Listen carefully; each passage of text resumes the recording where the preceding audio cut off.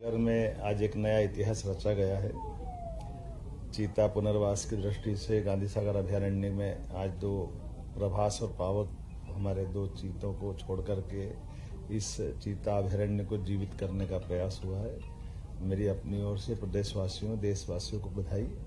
यशस्वी प्रधानमंत्री ने अपने जन्म दिवस के अवसर पर 2022 में मध्य प्रदेश को जो टाइगर स्टेट पहले से था चीता स्टेट बनाने का गौरव दिया। मैं उनका आभार भी मानता हूं और उसी मनोभाव के आधार पर हमारा पालनपुर कूलों के अंदर चीते हमने छोड़ करके उनको अपने वन्य जीव में सहज अभ्यस्त होने का जो प्रयोग किया गया, यही कारण है कि हमारे अपने देश के अंदर सबसे अच्छी स्थिति में, बल्कि देश तो क्या दुनिया के लिए रिसर्च का ये एक अपने आप में उदाहरण बन रहा है कि मध्य प्रदेश के अंदर आबो हवा में ये चीता न केवल परिवार बढ़ा रहा है बल्कि अपनी उपस्थिति से सभी प्रकार की जीवन के लिए मूलभूत सुविधा जुटा करके उनकी ग्रोथ रेट जबरदस्त है। 80% से ऊपर ग्रोथ रेट, ये दुनिया के लिए आश्चर्य की बात है। कई और देशों ने प्रयोग किए लेकिन फेल हो गए। हमारे यहाँ तो एशिया महाद्वीप से भी चीता गायब हो गया था। आखिरी बार कोरिया में छत्तीसगढ़ के अंदर वर्तमान में तत्कालीन महाराजा ने एक चीता का शिकार किया था। उसके बाद से कई विलुप्त प्राय थे। अब ये न केवल जंगल में दिख रहे हैं बल्कि हमारे लिए ये अपना गौरव भी बढ़ा रहे हैं। मध्य प्रदेश स्टेट अब चीता स्टेट भी हुआ है। वन्य प्राणी की दशा में हमारी सरकार ने बहुत काम किया। माननीय प्रधानमंत्री जी का आशीर्वाद है। ये क्षेत्र जिससे हमारा नीमच मंदसौर, न केवल नीमच मंदसौर बल्कि प्रदेश के अंदर दुनिया भर से वन्य प्रेमी, वन्य जीव प्रेमी आकर के हमारे अपने स्टेट का गौरव भी बढ़ा सकेंगे और अपनी आंखों से दीदार कर सकेंगे। ऐसी एक प्रजाति जो कई सौ साल पहले गायब हुई है, उसको दोबारा देख करके पुनर्जीवित करने का जो प्रयास है, पुनर्स्थापित करने का प्रयास है। मेरी अपनी ओर से वन्य प्राणियों को भी बधाई और हमारे विभाग के फॉरेस्ट डिपार्टमेंट को भी बधाई।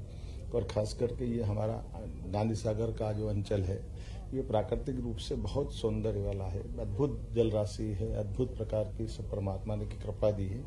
ऐसे मालवा का गौरव बढ़ाने के लिए टाइगर अभयारण्य की तरह ये चीता अभयारण्य भी बहुत अच्छा आगे जाकर के कई लोगों को रोजगार का अवसर उपलब्ध कराएगा। यहाँ बड़े पैमाने पर भविष्य की संभावनाओं को लेकर के हम और बहुत सारे प्रकार के काम करेंगे।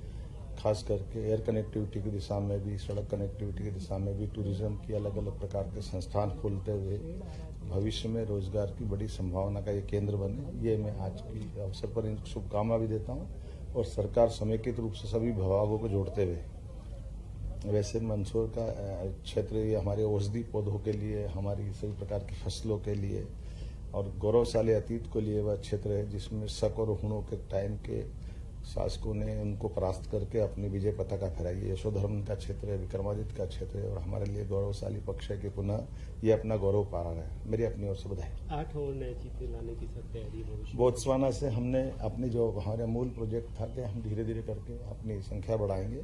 बीच में वन मंत्री आए थे। वन मंत्री ने समीक्षा के आधार पर ही ये निर्णय किया था कि हमारा दूसरा अभयारण्य प्रारंभ करना चाहिए। उसी का सिलसिले में आज हमने यहाँ 2 चीते छोड़े। मई माह में 4 चीते हमको और मिल रहे हैं बोत्सवाना से, और वो जो 4 चीते हैं कोशिश करेंगे कि इसी अभयारण्य में हम छोड़ें। कुल मिलाकर के अगले 1 महीने में फिर 4 छोड़ते हुए 6 चीते होंगे। उम्मीद करेंगे आने वाले समय में और इसी प्रकार से बढ़ते जाएं।